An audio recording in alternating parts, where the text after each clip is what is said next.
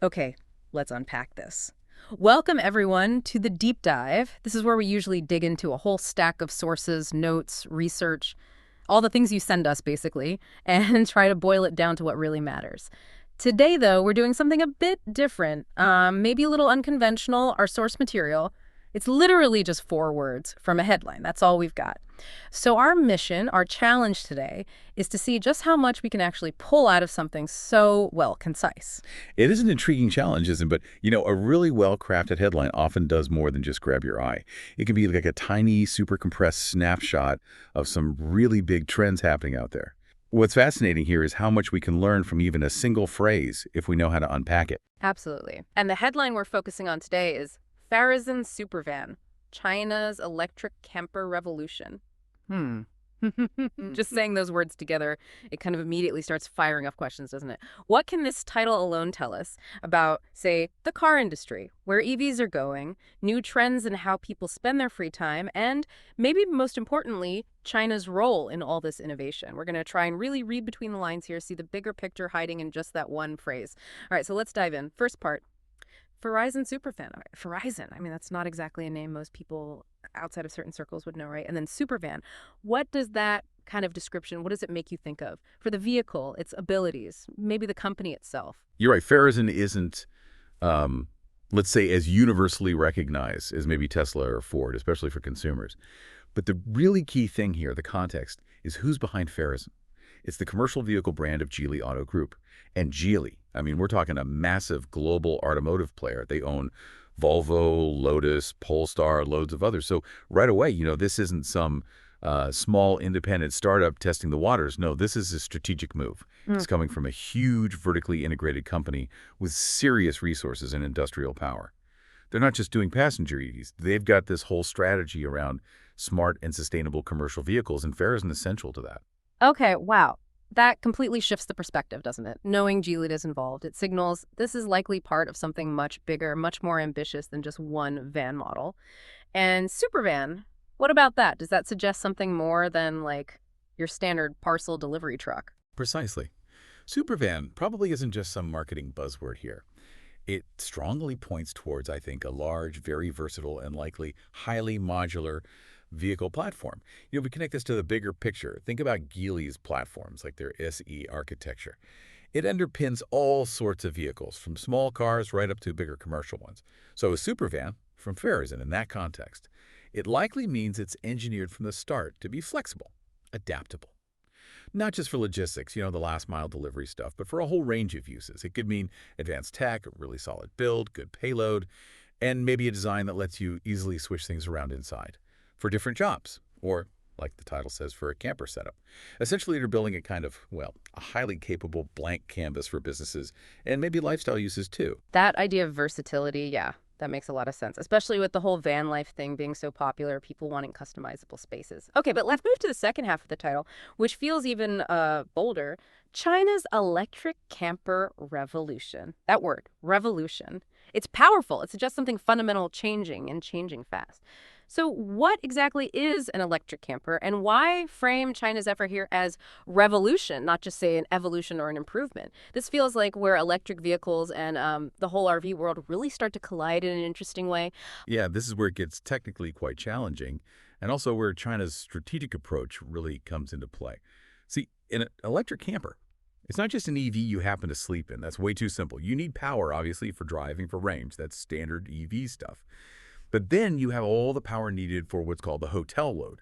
That's your fridge, maybe an induction cooktop, heating, aircon, lights, water pump, charging phones, laptops, all of it.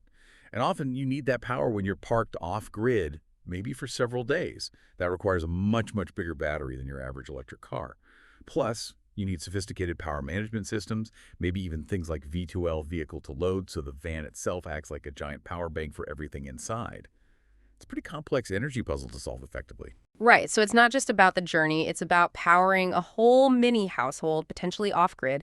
Needs a whole different level of energy capacity and management. Okay, so how does China fit into this being a revolution? We know they're dominant in EV production generally, but what makes this specific area, electric campers, revolutionary coming from them? Well, that's the core of it, I think.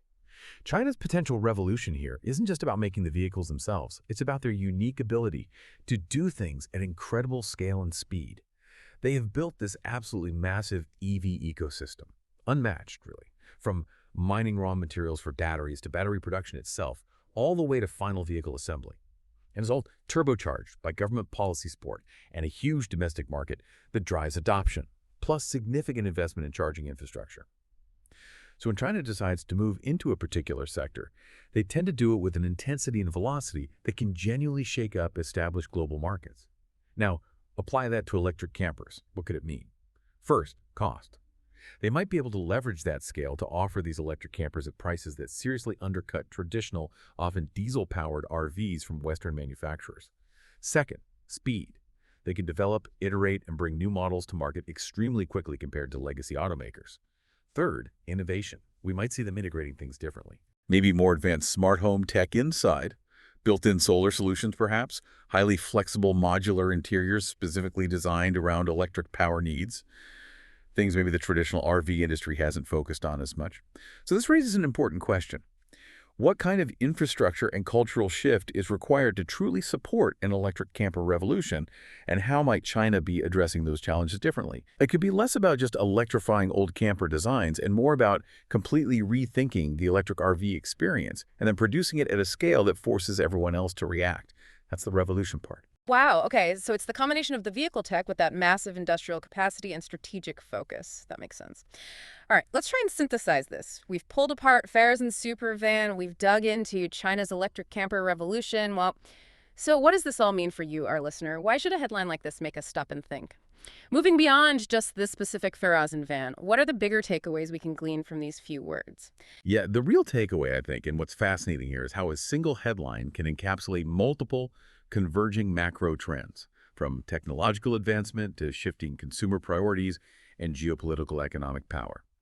Just from that title, we can infer some really significant things happening more broadly. First, like we touched on, it points to the increasing diversification and specialization of electric vehicles.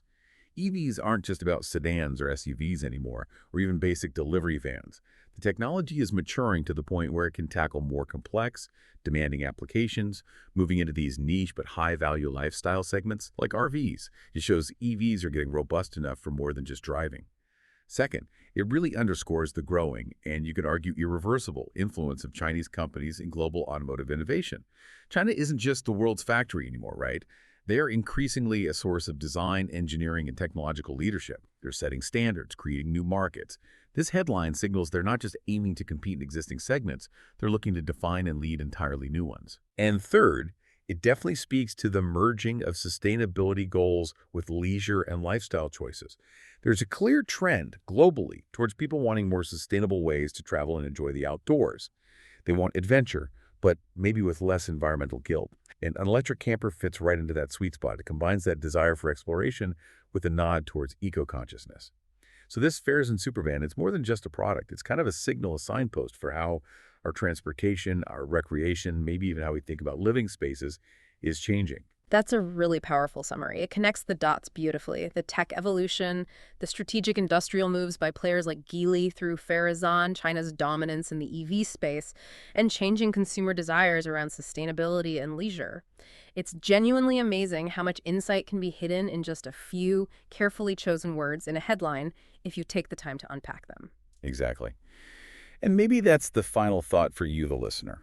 Try looking at other headlines you see, news snippets, product announcements, with this kind of critical eye. Ask yourself, what deeper trends or shifts might be lurking beneath the surface? A few words can often tell a much bigger story about technology, the economy, or even culture. Just think, what other areas, what other traditional vehicle types might be next in line for their own electric revolution? Could it be heavy trucking? Maybe boats and marine applications, small city service vehicles? The clues are often there, hiding in plain sight, and spotting them helps understand where things might be heading. That's a great challenge for everyone listening. A fantastic thought to end on. Well, if you found this deep dive into the Farizon Supervan headline and what it signals interesting, definitely hit that like button and subscribe to the channel so you don't miss out on our future explorations.